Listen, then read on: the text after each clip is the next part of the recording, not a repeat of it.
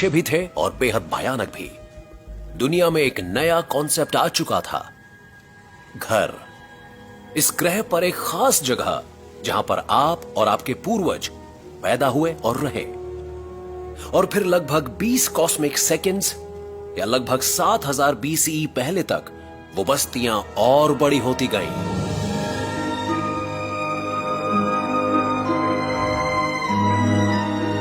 शैटाहोइक में आपका स्वागत है। ये एनाटोलियन प्लेन पर एक समुदाय है। मैं लगभग 9000 साल पीछे आ गया हूं। शाम के समय सब लोग अपने घरों में हैं। दिलचस्प बात यह है कि आज इस शहर में तकरीबन उतने ही लोग हैं जितने कभी पूरे अफ्रीका में रहा करते थे। इस शहर का आइडिया इतना नया है कि फिलहाल यहां ना तो कोई सड़क है और ना ही खिड़की।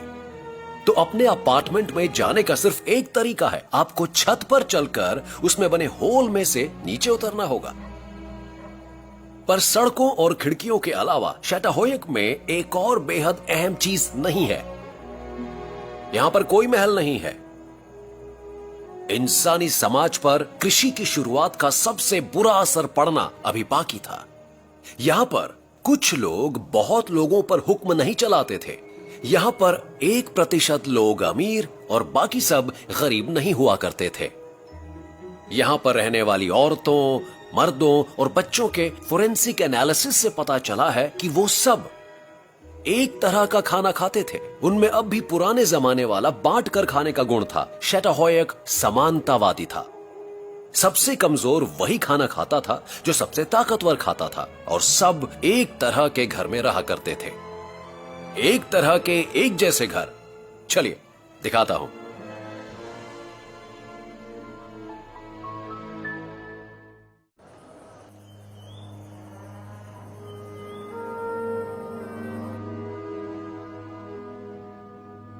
ये सबसे शुरू के शहरों में से एक का एक टिपिकल अपार्टमेंट है। ये शैटाहोइक है जो अब टर्की में है, और 9000 साल पहले ऐसा ही दिखता था।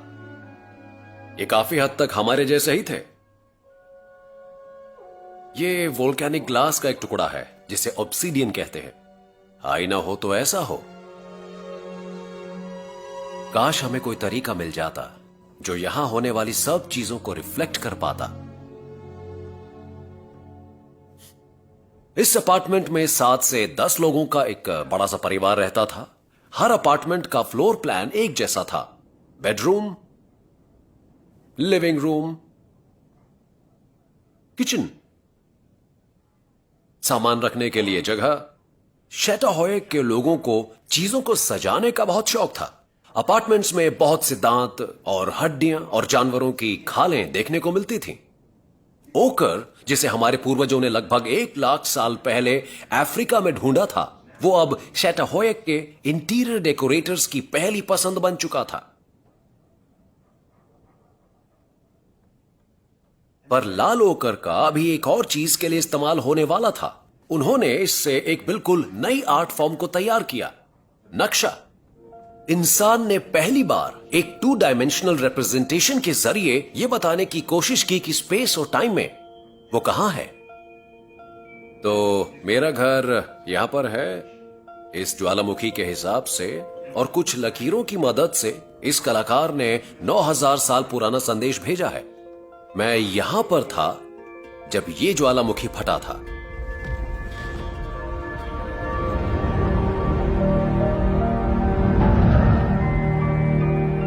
शैटाहोइक का प्रयोग सफल रहा और कुछ हजार सालों बाद हर तरफ शहर ही शहर दिखने लगे।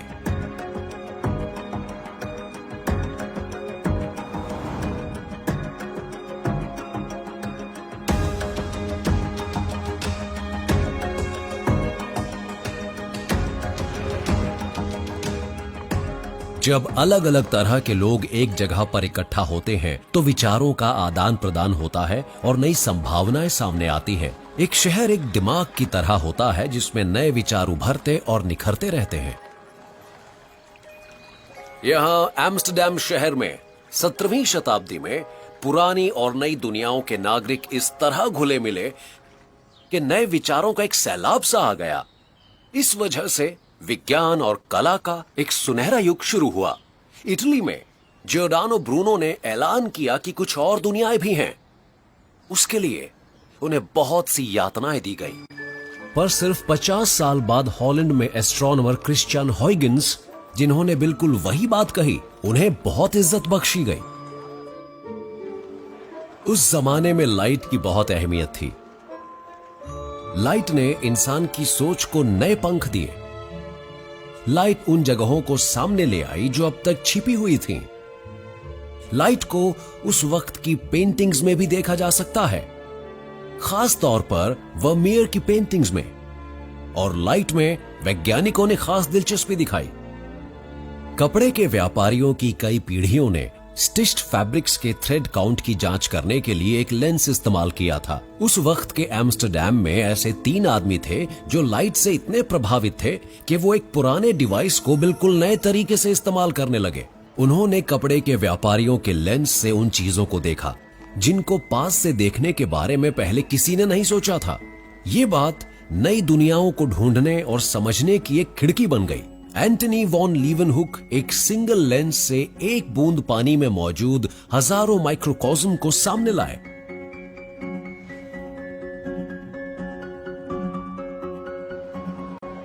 उनके दोस्त क्रिश्चियन हॉयगिंस 2 लेंसेज इस्तेमाल करके तारों, ग्रहों और चांदों को इतना पास ले आए कि उनके फीचर्स नजर आने लगे।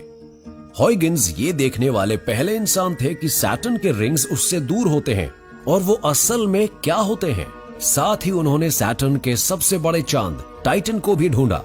ब्रूनो की तरह हॉयगिंस का भी ये मानना था कि तारे दूसरे सूरज होते हैं और उनके इर्द गिर्द ग्रहों और चांदों के उनके अपने सिस्टम चक्कर लगाते हैं। पर पवित्र किताबों में उन दूसरी दुनियाओं और उन पर रहने वाले जीवों का कोई जिक्र क्यों नहीं था? बेशक इस विरुद्धता से एनलाइटनमेंट के लीडर्स के दिलों और दिमागों में बहुत बेचैनी पैदा हुई होगी, पर सिर्फ एक इंसान था जिसने आवाज उठाने की हिम्मत दिखाई। वो रोशनी का एक और जादूगर था। बारूख स्पिनोजा अपनी किशोरावस्था में एम्स्टरडैम की यहूदी धार्मिक सभा के एक सदस्य रहे थे, पर 20-22 साल की उम्र में उन्होंने सरेआम ईश्वर के बारे में अपने विचार रखने शुरू कर दिए। स्पिनोजा के ईश्वर ब्रह्मांड के फिजिकल लॉज थे और उनकी पवित्र किताब थी प्रकृति की किताब। एम्स्टरडैम के यहूदी स्पेन और पोर्चुगल में हुई क्रूर अदालती पूछताछ के कारण बने शरणार्थी थे। उन्हें वहां यातनाएं दी जाती थी और कत्ल किया जाता था। एम्स्टरडैम ने यहूदियों को शरण दी थी, पर उन्हें स्पिनोजा के उग्र विचार हॉलैंड में मुश्किल से हासिल हुई सुरक्षा के लिए खतरा लगते होंगे। उन्होंने उस युवा विद्रोही का बहिष्कार किया और उन्हें हमेशा के लिए शहर से बाहर निकालने का फैसला सुनाया। स्पिनोजा ने बिना माफी मांगे उस सजा को बहुत गरिमा के साथ स्वीकार किया। वो पास के हेग में रहने लगा। वहां उन्होंने एक कदम और आगे जाते हुए ये लिखा कि बाइबल को ईश्वर ने नहीं लिखवाया है, बल्कि इंसान ने लिखा है। स्पिनोजा ने लिखा, ईश्वर को चमत्कारों में मत ढूंढो। चमत्कार प्रकृति के कानूनों का उल्लंघन होते हैं। ईश्वर को पाने का सबसे अच्छा तरीका उन कानूनों का अध्ययन है। उससे पहले किसी ने ऐसी बातें खुलेआम नहीं कही थीं। स्पिनोजा जानते थे कि चाहे हॉलैंड ही क्यों ना हो, वो आजाद विचारों की हदें पार कर रहे हैं। तो स्पिनोजा के मुताबिक किसी पर भी किसी धर्म को जबरदस्ती थोपना उसके साथ अन्याय है। स्पिनोजा की नजर में हर प्रकार की बड़ी धार्मिक परंपराएं संगठित अंधविश्वास थीं। उनके हिसाब से चमत्कारों की बातें आगे आने वाले आजाद समाज के लिए किसी खतरे से कम नहीं थीं। जब तक चर्च और स्टेट अलग नहीं हो जाते, तब तक लोकतंत्र की स्थापना नहीं हो सकती। उन्होंने एक किताब लिखी जिसमें अमरीकी और कई दूसरी क्रांतियों के पीछे छिपे विचारों की बात की गई थी। और जैसा कि अब होता है, तब भी कुछ लोगों को उनकी वो बातें पसंद नहीं आई।